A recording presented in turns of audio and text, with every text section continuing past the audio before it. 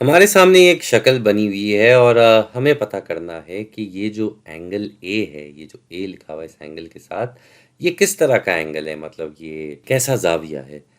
ये हादा ज़ाविया है यानी कि एक्यूट एंगल, या फिर ये मनफरजा ज़ाविया है जो उसको ऑब्ट्यूस एंगल कहा जाता है, या फिर ये कायमा ज़ाविया है जो कि राइट एंगल होता है। हमें अभी नहीं पता, हमें इसका पता लगाना है।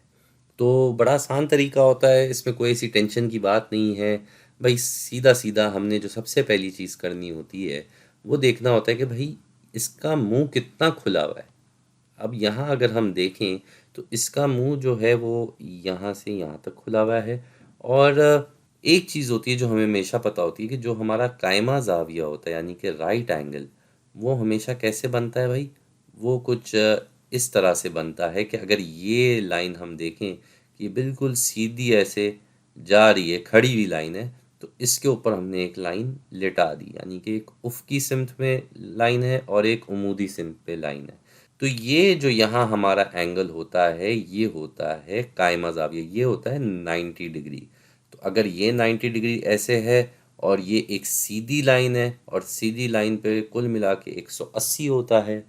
हमें ये भी पता है कि 90 और 90 को मिलाएं तब भी 180 होता है। इस लिहाज से ये भी कायमा ज़ाविया होना चाहिए, ये भी 90 डिग्री होना चाहिए यानी कि राइट एंगल।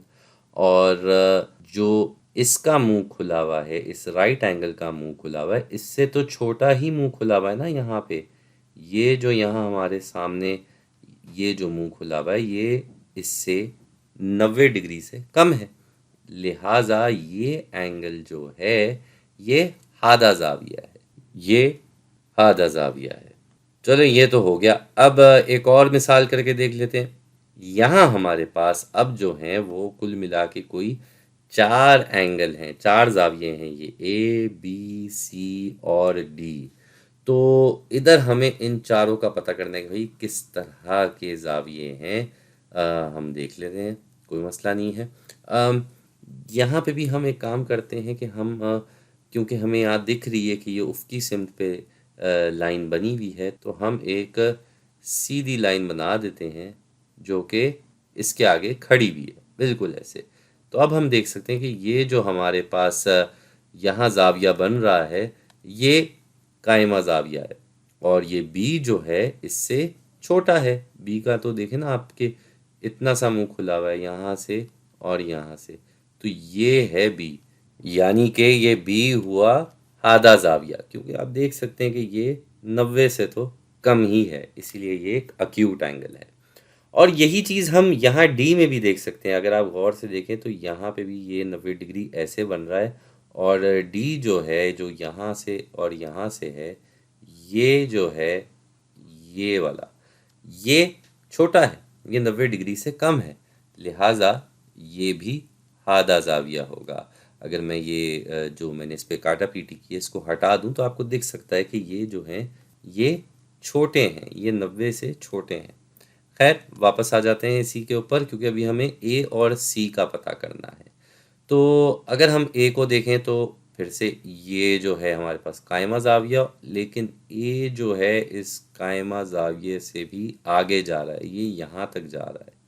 इसी वजह से ये मनफरजा ज़ाविया होगा।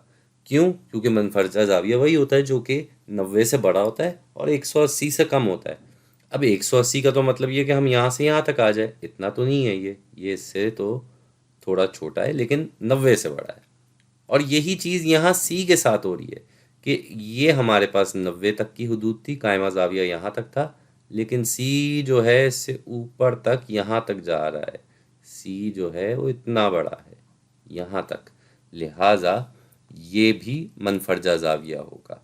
तो अब अगर मैं काटा पीटी हटा दूं और आपको सिर्फ ये दिखाऊं तो आप देख सकते हैं कि ये बड़े थे, काफ़ी बड़े थे, 90 से भी ज़्यादा बड़े थे। इसीलिए ए और सी मनफरजा ज़ाविया हो गए और बी और डी हादा ज़ाविया हो गए।